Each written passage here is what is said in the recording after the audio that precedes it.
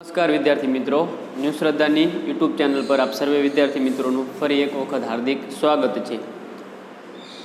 सामाजिक विज्ञान नी अंदर चैप्टर 15 नी अंदर आर्थिक विकास आगळ वधीए आपणे विकासशील अर्थतंत्रना लक्षणों जोया पछी आपणे विकासशील देशों पर विदेशी देवुं विशेष साथी जोवा मळे छे एनो अभ्यास कर्या पछी हवे पछीनो पॉइंट अथवा प्रश्न आवे छे आर्थिक प्रवृत्ति अने बिन आर्थिक प्रवृत्ति उदाहरण सहित समझाओ अथवा तो ए बंनेनो तफावत पण आपणने पूछाय छे कि आर्थिक प्रवृत्ति अने बिन आर्थिक प्रवृत्ति एटले शुं।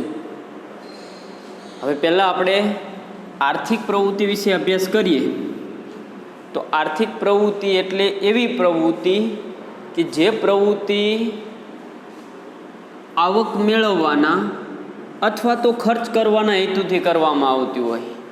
आवके मेळववानी होय छे अथवा तो एना बदलामां खर्च तमारी जोड़े कोई काम एवुं करो छो कि पैसा माटे करो छो अथवा तमारी जोड़े जे मेहनताणुं छे एनो तमे उपयोग कोई वस्तु के सेवा पाछळ खर्चो करो छो तो एवी हेतुथी जे प्रवृत्ति करवामां आवे छे एवी प्रवृत्तिने आर्थिक प्रवृत्ति कहेवामां आवे छे।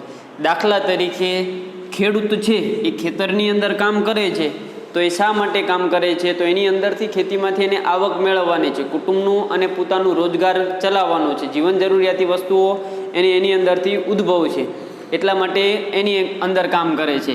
कारीगर छे ए पण आवक मेळववाना हेतुथी करे छे, व्यापारी छे ए पण आवक मेळववाना हेतुथी करे छे, शिक्षक छे ए पण पोतानी आवक मेळववाना हेतुथीने ज आवी प्रवृत्ति करे छे। टूंकमां आर्थिक प्रवृत्तिनी व्याख्या सरळ अने सिद्ध छे कि आवक मेळववाना के खर्च करवाना हेतुथी करवामां आवती प्रवृत्तिने आर्थिक प्रवृत्ति कहे छे। उदाहरण तरीके खेडूत, कारीगर, व्यापारी, शिक्षक वगैरे। एवी ने एवी रीते बिन आर्थिक प्रवृत्ति एटले शुं अने एनुं उदाहरण आपणे जोवानुं थाय तो आर्थिक प्रवृत्तिनी विरुद्ध दिशा दर्शाववानी थाय। अहींया आपणे आवक मेळववानी छे अथवा तो खर्च करवानो छे। आ बंने प्रवृत्ति करवानी थाय छे अने एना हेतु माटे करवानी थाय छे। ज्यारे बिन आर्थिक प्रवृत्ति एटले शुं तो आ प्रवृत्तिनो हेतु आवक के खर्च मेळवવાનો होतो नथी। अहींया आवक अथवा खर्च मेळवવાનું होय छे अथवा आवक अथवा खर्च करवानो हेतु रहेलो होय छे। अहींया आवक के खर्च मेळवવાનો हेतु रहेलो होतो नथी एटले आवी प्रवृत्तिने बिन आर्थिक प्रवृत्ति तरीके ओळखवामां आवे छे। एटले सरळ व्याख्या एवी थशे कि जे प्रवृत्तिनो हेतु आवक के खर्च मेळवવાનો खर्च करवानो नथी एवी प्रवृत्तिने बिन आर्थिक प्रवृत्ति तरीके ओळखवामां आवे छे। दाखला तरीके माता पोताना बाळकनो उछेर करे छे आ प्रवृत्ति बिन आर्थिक प्रवृत्ति थई। माताए बाळक पासेथी कोई पण मेहनताणानी अपेक्षा पण नथी राखवानी होती प्लस एने एमांथी कोई खर्च पण नथी करवानो होतो एटले आ प्रवृत्ति थई बिन आर्थिक प्रवृत्ति। एवी ने एवी रीते बीजुं उदाहरण छे कोई व्यक्ति समाज सेवा करे छे तो एने पण कोई आवक के खर्च मेळवવાનો हेतु एना पासे रहेलो होतो नथी। तो टूंकमां आप आवी प्रवृत्ति जेनी अंदर आवके नथी मेळवવાની अने खर्च पण नथी करવાનો एवी प्रवृत्तिने बिन आर्थिक प्रवृत्ति तरीके ओळखवामां आवे छे। ज्यारे आवक पण मेळवવાની छे अने खर्च पण करવાનો छे आवा हेतुथी जे प्रवृत्ति करवामां आवे छे एवी प्रवृत्तिने बिन आर्थिक प्रवृत्ति कहे छे। क्लियर। हवे आवी नवी रीते आगळ वधीए तो आपणो एक बीजो प्रश्न आवे छे कि भारतीय अर्थकरणना माळखानो परिचय आपो। भारतना अर्थकरणनुं माळखुं केवुं छे अथवा केटला विभागनी अंदर वहेंचायेलुं छे ए आपणने खबर होवी जोईए। तो भारतीय अर्थकरणनुं माळखुं छे ए 3 भागनी अंदर विभाजित छे। पहेલું क्षेत्र छे प्राथमिक, बीजुं छे माध्यमिक अने त्रीजुं छे सेवा क्षेत्र। फरी वखत कहूं छुं भारतनुं अर्थकरणनुं माळखुं 3 क्षेत्रनी अंदर विभाजित छे, प्राथमिक, माध्यमिक अने सेवा क्षेत्र। आम 3 भागनी अंदर विभाजित छे। आ दरेकनी डिटेलनी अंदर समावेश जोईए तो पहेલું आवे छे प्राथमिक क्षेत्र। तो प्राथमिक क्षेत्र एटले एवुं क्षेत्र कि खेती अने खेती साथे संकळायेली तमाम प्रवृत्तिओ प्राथमिक क्षेत्रनी अंदर समावेश करवामां आवे छे। याद राखजो प्राथमिक क्षेत्रनी अंदर खेती तो आवे छे पण खेती साथे संकळायेली तमाम प्रवृत्तिओ। खेती साथे कई कई प्रवृत्ति आपणे करी शकीए छीए तो कि पशुपालन छे, पशु संवर्धन छे, मत्स्य उद्योग छे, मरघा बदका उछेर छे, मधमाखी उछेर छे, આવી જે પ્રવૃત્તિઓ કરીએ છીએ આ બધી પ્રવૃત્તિને પ્રાથમિક ક્ષેત્રની અંદર સમાવેશ કરવામાં આવેલી છે. એટલે આપણે યાદ રાખવાનું થાય કે ભારતીય અર્થકરણનું પ્રથમ માળખું છે પ્રાથમિક ક્ષેત્ર. એની અંદર ખેતી અને ખેતી સાથે સંકળાયેલી તમામ પ્રવૃત્તિઓનો સમાવેશ થાય છે, જેમાં પશુપાલન, પશુ સંવર્ધન, મત્સ્ય ઉદ્યોગ, મરઘા બતકા ઉછેર અને મધમાખીનો સમાવેશ કરવામાં આવે છે. હવે એવી જ રીતે બીજું ક્ષેત્ર આવે છે માધ્યમિક ક્ષેત્ર. ભારતીય અર્થકરણનું બીજો વિભાગ છે માધ્યમિક ક્ષેત્ર. આ માધ્યમિક ક્ષેત્રને બીજા અર્થમાં ઉદ્યોગ ક્ષેત્ર તરીકે પણ ઓળખવામાં આવે છે, અથવા આ ક્ષેત્રનો બીજો ભાગ ઉદ્યોગ વિભાગ તરીકે પણ એને ઓળખવામાં આવે છે. આની અંદર નાના મોટા ઉદ્યોગોનો સમાવેશ થાય છે, પ્લસ બાંધકામનો ક્ષેત્ર થાય છે, પાણી પુરવઠાનો સમાવેશ થાય છે, યંત્ર સામગ્રીનો સમાવેશ થાય છે. ટૂંકમાં આ ક્ષેત્રની અંદર નાની ટાંકણીથી માંડી મોટા યાંત્રિક જહાજો સુધીના બધાય સાધનોનો સમાવેશ માધ્યમિક ક્ષેત્રની અંદર કરવામાં આવે છે. ફરી વખત કહું છું, માધ્યમિક ક્ષેત્ર એટલે આ ક્ષેત્રને બીજા અર્થમાં ઉદ્યોગ ક્ષેત્ર તરીકે પણ ઓળખવામાં આવે છે. આ ક્ષેત્રની અંદર એટલે કે માધ્યમિક ક્ષેત્રની અંદર નાના મોટા ઉદ્યોગો, બાંધકામ ક્ષેત્ર, ગેસ, પાણી પુરવઠો, યંત્ર સામગ્રી વગેરેનો સમાવેશ કરવામાં આવે છે. એવી રીતે ભારતીય અર્થકરણનું ત્રીજું માળખું એટલે એને સેવા ક્ષેત્ર તરીકે ઓળખવામાં આવે છે. આ સેવા ક્ષેત્રની અંદર વિવિધ સેવાઓનો સમાવેશ કરવામાં આવે છે. કેવી કેવી સેવાઓ છે તો એની અંદર આવશે વ્યાપાર, માર્ગ પરિવહન, સંચાર માધ્યમો, હવાઈ અને દરિયાઈ માર્ગ, શિક્ષણ, આરોગ્ય, બેન્કિંગ, વીમા કંપનીઓ, પ્રવાસન અને મનોરંજન. આ બધાય ક્ષેત્રો છે એ સેવા ક્ષેત્રની અંદર સમાવેશ કરવામાં આવે છે. યાદ રાખજો, સેવા ક્ષેત્ર એટલે જેની અંદર સેવાકીય પ્રવૃત્તિઓ જોડાયેલી છે. વ્યાપાર, માર્ગ પરિવહન, સંચાર, હવાઈ, દરિયાઈ માર્ગ, શિક્ષણ, આરોગ્ય, બેન્કિંગ, વીમા કંપની, પ્રવાસન અને મનોરંજન. આ બધી સેવાઓનો સમાવેશ સેવાકીય ક્ષેત્રની અંદર થાય છે. ટૂંકમાં જ્યાં સુધી આપણને ભારતીય અર્થકરણના માળખાના મેન 3 પોઈન્ટ નહીં આવડે, પ્રાથમિક, માધ્યમિક અને સેવા, ત્યાં સુધી આ પ્રશ્નની સમજ ન આવે. એટલે આપણે પહેલાં આ કવર કરવા પડે કે પ્રાથમિક ક્ષેત્ર, માધ્યમિક ક્ષેત્ર અને સેવા ક્ષેત્ર એ ભારતીય અર્થકરણનું માળખું છે. ભારતીય અર્થકરણનું માળખું 3 ભાગની અંદર વિભાજિત છે. પહેલું છે પ્રાથમિક, બીજું છે માધ્યમિક અને ત્રીજું છે સેવા. પ્રાથમિકને યાદ રાખવા માટે યાદ રાખવાનું ખેતી અને ખેતી સાથે સંકળાયેલી તમામ પ્રવૃત્તિ. માધ્યમિક આવે એટલે એની અંદર ઉદ્યોગોને લગતી દરેક માહિતી આવે, અને સેવાકીય ક્ષેત્રો આવે એટલે સેવાના ક્ષેત્રો કયા કયા છે તો આપણે માર્ગ પરિવહન, જેટલા રોડ રસ્તાઓ છે, પ્રવાસન સ્થળો છે, બેંક અથવા વીમાની જે સુવિધાઓ છે, આ જે કંપનીઓ છે એ બધી સેવાકીય ક્ષેત્રો સાથે જોડાયેલી છે. ક્લિયર? હવે એવી જ રીતે આપણો ત્રીજો અને અતિ મહત્ત્વનો આ વર્ષની બોર્ડની એક્ઝામ માટે મારા અનુસંધાને સૌથી મહત્ત્વનો પ્રશ્ન છે, ઉત્પાદનના સાધનો જણાવી દરેકની સમજૂતી આપો. અર્થશાસ્ત્રની અંદર પણ વિશેષ પ્રશ્ન આવા પૂછાય છે. એટલે ઉત્પાદનના સાધનો કયા કયા છે અને દરેકની આપણને સમજૂતી હોવી જોઈએ. તો ઉત્પાદનના કુલ 4 સાધન છે. પહેલું છે જમીન, બીજું છે મૂડી, ત્રીજું છે શ્રમ અને ત્રીજું છે નિયોજક.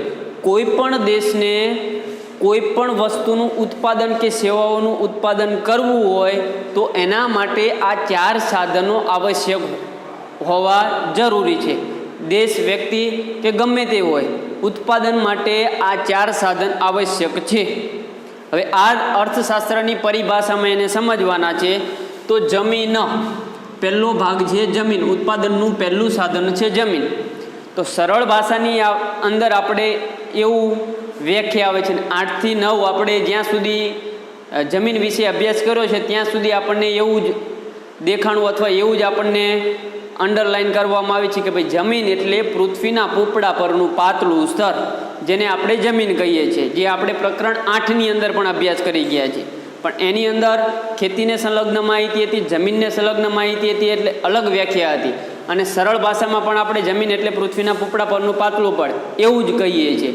પણ અર્થશાસ્ત્રની પરિભાષામાં જમીન માટે કંઈક અલગ શબ્દ વપરાણો છે અને ઉત્પાદનનું સાધન તરીકે પણ એને ઓળખવામાં આવે છે. અને ઉત્પાદનનું સાધન હોવાથી એની અલગ વ્યાખ્યા થાય છે કે અર્થશાસ્ત્રની પરિભાષામાં જમીન એટલે તમામ પ્રકારની કુદરતી સંપત્તિ. તમામ પ્રકારની કુદરતી સંપત્તિ એટલે એને જમીન કહીશું. અને એની અંદર જંગલો, નદીઓ, પર્વતો, ખનિજો, ધાતુઓ આ બધાનો સમાવેશ જમીનની અંદર કરવામાં આવે છે. અને આ છે એ ઉત્પાદનનું કુદરતી સાધન છે. એમાં કોઈ પણ પ્રકારનો માનવીય હસ્તક્ષેપ જોવા મળતો નથી. માનવી આ બધું પ્રક્રિયા કુદરતી રીતે જ બને છે. આપણે જંગલો, નદીઓ, પર્વતો, ખનિજો કે ધાતુઓ એની અંદર આપણે વધારો ઘટાડો પણ કરી શકતા નથી. એ કુદરતી સંપત્તિ અથવા કુદરતી પરિબળોના કારણે એની અંદર વધારો ઘટાડો થાય છે. ટૂંકમાં ઉત્પાદનનું પ્રથમ સાધન છે જમીન, જે ઉત્પાદનનું કુદરતી સાધન છે. અને જમીન એટલે તમામ પ્રકારની કુદરતી સંપત્તિ. આ અર્થશાસ્ત્રની પરિભાષામાં છે. યાદ રાખજો, અર્થશાસ્ત્રની પરિભાષામાં જમીન એટલે શું? તો કે તમામ પ્રકારની કુદરતી સંપત્તિ જેની અંદર જંગલો, નદીઓ, પર્વતો, ખનિજો અને ધાતુઓનો સમાવેશ થાય છે. એવી રીતે ઉત્પાદનનું બીજું સાધન છે મૂડી. મૂડી એટલે આપણે સરળ ભાષાની અંદર એવું કહીએ, મૂડી એટલે સીધી અને સરળ ભાષામાં આપણે એવું કહીએ છીએ કે પૈસા. નહીં, અહીંયા ઉત્પાદન માટે મૂડીની આવશ્યકતા, પૈસાની આવશ્યકતા નથી, પણ એની માટેના જે ઓજારો, યંત્રો વપરાય છે એને આપણે અહીંયા મૂડી કહેવામાં આવશે. તો અર્થશાસ્ત્રની પરિભાષામાં ઉત્પાદનની પ્રક્રિયામાં ઉપયોગમાં લેવામાં આવતા માનવ સર્જિત સાધનો જેનું નિર્માણ માનવીએ કરેલું છે એવા સાધનોને મૂડી કહેવામાં આવે છે. પૈસા નથી. યાદ રાખજો, અહીંયા કોઈ પણ પ્રકારનો હેતુ અથવા કોઈ પણ સાધન છે એ પૈસા સાથે સંકળાયેલું નથી. ઉત્પાદનનું બીજું સાધન છે મૂડી, જેની અંદર ઉત્પાદનની પ્રક્રિયાની અંદર તમામ પ્રકારના જે માનવ સર્જિત સાધનોનો ઉપયોગ થાય છે એને મૂડી કહે છે. અને મૂડી એ માનવ સર્જિત સાધન છે. જેવી રીતે જમીન એ કુદરતી સાધન છે એવી રીતે મૂડી એ માનવ સર્જિત સાધન છે. તો માનવ ઉત્પાદન માટે કયા કયા સાધનોનો ઉપયોગ કરે છે? તો દાખલા તરીકે કાચો માલ છે, યંત્રો છે, ઓજારો છે, મકાનો છે. આ બધાનું નિર્માણ માનવી દ્વારા કરવામાં આવે છે. ઉત્પાદનના બીજા સાધનની અંદર આવે છે મૂડી. મૂડી એટલે ઉત્પાદનનું માનવ સર્જિત સાધન. ઉત્પાદનની પ્રક્રિયામાં ઉપયોગમાં લેવાતા માનવ સર્જિત સાધનોને મૂડી કહે છે. દાખલા તરીકે કાચો માલ, યંત્ર, ઓજારો, મકાનો આ બધાનો સમાવેશ એની અંદર કરવામાં આવે છે મૂડીની અંદર. હવે એવી જ રીતે ઉત્પાદનનું ત્રીજું સાધન છે શ્રમ. શ્રમ એટલે સરળ ભાષામાં આપણે કામ કહીએ છીએ. કામ એટલે અહીંયા જ એની વ્યાખ્યા એના અનુસંધાને થાય છે કે અર્થશાસ્ત્રની પરિભાષામાં ભૌતિક વળતરની અપેક્ષાએ, હવે પાછો અહીંયા શબ્દ આવ્યો ભૌતિક વળતર. ભૌતિક વળતર એટલે એવું વળતર કાં તમે એના બદલામાં કંઈક વસ્તુ અથવા તમે એના બદલામાં પૈસા લો છો, પૈસા લો અથવા કોઈ વસ્તુ લો અથવા કોઈ સેવા લો છો તો એને શ્રમ કહેવામાં આવે છે. ભૌતિક વળતરની અપેક્ષાએ કરવામાં આવતું કોઈ પણ શારીરિક કે માનસિક કાર્યને શરીરનો ઉપયોગ પણ કરી શકો છો અને મગજના ઉપયોગથીને પણ કરી શકો છો. ટૂંકમાં એની પાછળ કંઈક હેતુ રહેલો છે, એની પાસેથી કંઈક આપણે મેળવવાનું છે, કાંઈ એની જોડેથી આપણે પૈસા લેવાના છે અથવા જે સેવા કરીએ છીએ અથવા જે ફરજ બજાવીએ છીએ એના બદલામાં આપણને કંઈક મળવાનું છે. એવા હેતુથી આપણે શારીરિક કે માનસિક કાર્ય કરીએ છીએ એને આપણે શ્રમ કહેવામાં આવે છે. દાખલા તરીકે ખેતરની અંદર જે ખેત મજૂર છે એ કામ કરે છે તો ખેતરનો જે માલિક છે એને એનું વળતર આપવાનું છે, પૈસા આપવાનો છે, એટલે એ ખેત મજૂર કામ કરે છે. એટલે ઉત્પાદનનું એ ત્રીજું સાધન થયું. શિક્ષકો છે તો આપણે કામ કરીએ છીએ તો એના બદલામાંથી વેતન લઈએ છીએ અમે, તો એ પણ એક શ્રમ થયો છે. કામદારો છે એ પણ કારીગરો છે, કડીઓ છે એ કામ કરે છે તો એના બદલામાં એ કંઈક અપેક્ષા રાખે છે તો એને શ્રમ કહેવામાં આવે છે. એટલે ટૂંકમાં ભૌતિક વળતરની અપેક્ષા એ કરવામાં આવતું કોઈ પણ શારીરિક કે માનસિક આ બધું કામ છે શારીરિક છે. પણ દાખલા તરીકે એક મેનેજર છે પોતાની કંપનીને ચલાવવા માટે એ નવા નવા પ્રોજેક્ટની રજૂઆત કરે છે તો એની માટે એને શારીરિક બળનો ઓછો ઉપયોગ કરવો પડે છે, એના બદલે એના મગજનો વધારે ઉપયોગ, માનસિક રીતે એ વધારે એની અંદર ધ્યાન આપવું પડે છે, એટલે માનસિક કાર્ય કરે છે, પણ એના બદલામાં પણ એ વળતરની તો અપેક્ષા રાખે છે, એટલે એ શ્રમની અંદર એનો સમાવેશ કરવામાં આવે છે. એટલે ભૌતિક વળતરની અપેક્ષાએ કરવામાં આવતું કોઈ પણ શારીરિક કે માનસિક કાર્યને આપણે શ્રમ કહીએ છીએ. અને છેલ્લું અને અતિ મહત્વનો પોઈન્ટ આવે છે નિયોજક. તો ઉત્પાદનના સાધનોમાં છેલ્લો પોઈન્ટ છે નિયોજક, અથવા આને નિયોજન અથવા નિયોજક, આવા બે શબ્દની અંદર સંબોધન થાય છે એનું, નિયોજક અથવા નિયોજન. તો નિયોજક કોને કહીશું? તો ઉત્પાદનના ત્રણેય સાધનો, આપણે ઉપર 3 જોયા, કયા કયા છે? જમીન, મૂડી અને શ્રમ. તો ઉત્પાદનના ત્રણેય સાધનો જમીન, મૂડી અને શ્રમનો, આ ત્રણેય સાધનોનો કુશળતાપૂર્વક નફાના હેતુથી કરવામાં આવતું આયોજન અથવા કરનાર વ્યક્તિને નિયોજક તરીકે ઓળખવામાં આવે છે. જમીન, મૂડી અને શ્રમ, આ ત્રણેય સાધનોનું નફાના હેતુથી કુશળતાપૂર્વક આયોજન કરનાર વ્યક્તિ એટલે એને નિયોજક કહેવામાં આવે છે. આ ત્રણેય સાધનો છે એને સાથે રાખવાના છે અને એનું પાછું ઉત્પાદન કરવાનું છે, અને એ પાછું કુશળતાપૂર્વક, એની અંદર જમીનનો પણ સમાવેશ થાય, મૂડીનો પણ સમાવેશ થાય અને શ્રમનો પણ સમાવેશ થાય છે. એટલે આ ત્રણેય સાધનોને એક સાથે લેવાના છે અને એનું કુશળતાપૂર્વક, ખોટ ન જાય અને નફો થાય એ હેતુથી વ્યવસ્થિત રીતે આયોજન કરનાર વ્યક્તિ એટલે એને શું કહીશું આપણે? નિયોજક. હવે આ 3 પ્રશ્નોને આપણે ફરી વખત રિપીટમાં જોઈ લઈએ. તો આર્થિક પ્રવૃત્તિ અને બિનઆર્થિક પ્રવૃત્તિ ઉદાહરણ સહિત સમજાવો. તો આર્થિક પ્રવૃત્તિની વ્યાખ્યા તમને ખબર પડી જશે કે એની અંદર આવકે મેળવવાની છે અને ખર્ચે કરવાનો છે, એવી પ્રવૃત્તિને આપણે આર્થિક પ્રવૃત્તિ કહીશું. આવી પ્રવૃત્તિ કોણ કરે છે? ખેડૂતો, કારીગરો, વેપારીઓ અને શિક્ષકો વગેરે આર્થિક પ્રવૃત્તિ સાથે સંકળાયેલા છે. જ્યારે બિનઆર્થિક પ્રવૃત્તિ એટલે શું કહીશું? તો બિનઆર્થિક પ્રવૃત્તિ એટલે એવી પ્રવૃત્તિ જેની અંદર આવક પણ નથી મેળવવાની અને ખર્ચ પણ નથી કરવાનો, આવા હેતુથી જે પ્રવૃત્તિ કરવામાં આવે છે એવી પ્રવૃત્તિને બિનઆર્થિક પ્રવૃત્તિ કહેવામાં આવે છે. દાખલા તરીકે માતા પોતાના બાળકનો ઉછેર કરે છે, અથવા સમાજ સેવા, કોઈ વ્યક્તિ સમાજ સેવા કરે છે તો એને આવક પણ નથી મેળવવાની અને ખર્ચ પણ નથી કરવાનો, એટલે આવી પ્રવૃત્તિને બિનઆર્થિક પ્રવૃત્તિ તરીકે ઓળખવામાં આવે છે. એવી રીતે ભારતીય અર્થકરણનું માળખું તો એ 3 ભાગની અંદર વિભાજિત છે: પ્રાથમિક, માધ્યમિક અને સેવા ક્ષેત્ર. તો પ્રાથમિક ક્ષેત્રની અંદર ખેતી અને ખેતી સાથે સંકળાયેલી તમામ પ્રવૃત્તિઓ, દાખલા તરીકે પશુ પાલન છે, પશુ સંવર્ધન છે, મત્સ્ય ઉદ્યોગ છે, મરઘા બતકા ઉછેર છે, મધમાખી ઉછેર છે, આ બધાનો સમાવેશ પ્રાથમિક ક્ષેત્રની અંદર થાય છે. જ્યારે માધ્યમિક ક્ષેત્ર એટલે એને ઉદ્યોગ ક્ષેત્ર તરીકે પણ ઓળખવામાં આવે છે, જેની અંદર નાના મોટા ઉદ્યોગોથી લઈ બાંધકામ ક્ષેત્ર, ગેસ, પાણી પુરવઠો અને યંત્ર સામગ્રીનો સમાવેશ થાય છે. એવી જ રીતે આવે છે સેવા ક્ષેત્ર. તો સેવા ક્ષેત્રની અંદર વિવિધ સેવાઓનો સમાવેશ થાય છે. કઈ કઈ સેવાઓ છે? તો કે વ્યાપાર છે, માર્ગ પરિવહન છે, હવાઈ દરિયાઈ માર્ગ છે, સંચાર માધ્યમ છે, શિક્ષણ છે, આરોગ્ય છે, બેન્કિંગ છે, વીમા કંપની છે, પ્રવાસન અને મનોરંજન સ્થળ છે.